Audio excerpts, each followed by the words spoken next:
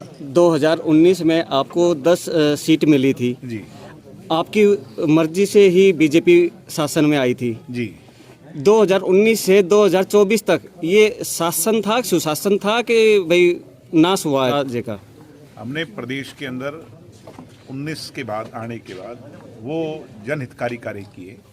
75% आरक्षण लागू किया, महिला को रिजर्वेशन, आज तक देश के इतिहास में पहली बार महिला को राशन डिपो का हकदार बनाया। सबसे बड़ा काम मैं मानता हूँ किसान के खाते में सीधा पैसा। आज हम सब किसान हैं, क्या बता आप भी किसान हो। किसान के खाते में आज तक वाया आड़ती आया करती पेमेंट, दुष्यंत चौटाला ने उसको तोड़कर सीधा करवाया। नई मंडियां, कोरोना में जो हमारे पे आरोप लग रहे थे भाई ये जो है ना किसान आंदोलन में किसान नेता कह रहे थे कि मंडी खत्म हो जाएगी, दुष्यंत चौटाला ने नई मंडी बनवाई। तो बहुत काम ऐसे किए, जनहितकारी थे। पेंशन 5100 तो नहीं कर पाए, मगर आज तक के इतिहास की देश में सबसे ज़्यादा 4 साल में अगर पेंशन बढ़ी तो दुष्यंत चौटाला की कलम से बढ़ी जी। और प्रमाण ये है कि उसके जाने के बाद, दुष्यंत जी के जाने के बाद 2 साल से पेंशन का नाम ले हुई नहीं कोई। अभी 1 नवंबर को मुख्यमंत्री ने घोषणा कर दी, खुद की करी हुई घोषणा को वापस ले लिया। तो मैंने इसलिए मन से कहा मुख्यमंत्री जी, और नहीं तो इन बुजुर्गों की तरफ तो देखो। मुख्यमंत्री राजा होता है, राजा में भेद नहीं होना चाहिए और राजा को पेंशन बढ़ानी चाहिए। मैंने मांग करी है 1 तारीख को पेंशन। अब की बार बारिश हुई, ज्यादा बारिश हुई, कपास की फसल तो लगभग खराब ही हो गई, बाजरा का भी खराब हो गया। निरंतर जो किसान के खराबे का मुआवजा है उसको लेकर के मांग उठाई। हमारे प्रदेश अध्यक्ष और हम सब कार्यकर्ता निरंतर मंडियों का दौरा कर रहे थे और जहां जहां किसान की जो समस्याएं सुनने को आ रही हैं और इंश्योरेंस कंपनी के नाम पर जो बड़ा स्कैम है उसका भी उजागर अगर किसी ने किया तो जननायक जनता पार्टी ने किया। मैं ये बड़े विश्वास से कह सकता हूँ 90 विधायकों में हमारा विधायक नहीं है, मगर उसके बावजूद विपक्ष की भूमिका, बीजेपी के सामने अगर कोई लड़ रहा है तो जेजेपी लड़ रही है। दूसरा आज का अगला रहा था युवा योद्धा कार्यक्रम में, इसके बारे में बताइए, आप क्या कहना चाहेंगे, क्यों रखा गया? आज यही है भाई, ये युवा जब तक इकट्ठे नहीं होंगे तब तक बदलाव की हम कल्पना भी नहीं कर सकते। डॉक्टर साहब ने बहुत ठीक कहा, देश का इतिहास उठा करके देखो, जंगे आज़ादी से लेकर के राजनीतिक आज़ादी जो 1977 में दिलवाई वो युवाओं ने दिलवाई।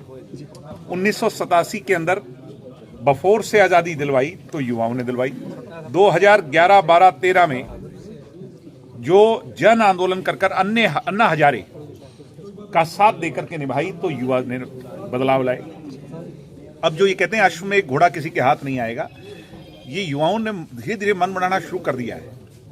इन लोगों ने हमें जाति पाति धर्म मजहब के नाम पर बांट करके जो खेल रचाया है, ये युवा महसूस करने लगे भाई काम की बात होती नहीं, डेवलपमेंट की बात नहीं हो रही, हमारे स्वास्थ्य की बात नहीं हो रही, रोजगार की बात नहीं हो रही। महिलाएं कह रही हैं कि हमारे गुलाबी पीले कार्ड काट दिए, तो काम की बात नहीं हो रही, तो फिर इन लोगों का भी, इस घोड़े को भी रोकना पड़ेगा जी। और इसके लिए प्रदेश का युवा योद्धा बन करके महेंद्रगढ़ में आज इकट्ठा हुआ। इससे पहले 3 कार्यक्रम हुए, ये चौथा था। जनवरी और फरवरी में 22 के 22 जिलों में ऐतिहासिक कार्यक्रम। आगे की रणनीति क्या रहेगी आपकी? हमारी रणनीति ये है, 13 मार्च को डॉक्टर अजय सिंह जी के जन्मदिन पर सर्व हरियाणा युवा योद्धा सम्मेलन होगा, जो आज तक के युवाओं का सबसे बड़ा जमावड़ा। उसके बाद पीछे देख के चलना भैया, उसके बाद पूरे प्रदेश का दौरा मैं स्वयं करूंगा युवा की टीम के साथ।